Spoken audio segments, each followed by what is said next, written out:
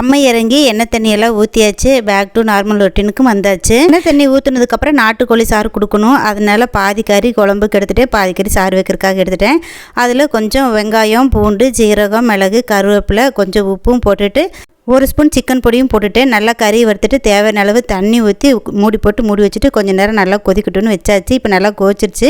கடைசியில் தாளிப்பும் தாளிச்சிக்கிட்டேன். அதுக்கப்புறம் அந்த பக்கம் சிக்கன் போட்டிருந்தேன். அதுக்கு மசாலா ரெடி பண்ணிவிட்டு அதையும் அரைச்சி தாளிச்சாச்சு.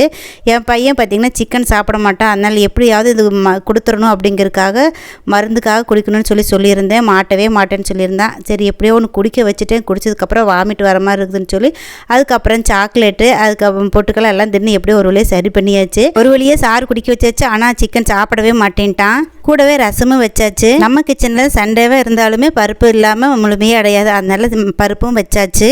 இன்றைக்கி எங்கள் வீட்டில் நாட்டுக்கோழி விருந்து சாப்பிட்டாச்சு. இன்றைக்கி விழாக்கு அவ்வளோதான். இன்னொரு விழாக்கில் பார்க்கலாம். நன்றி.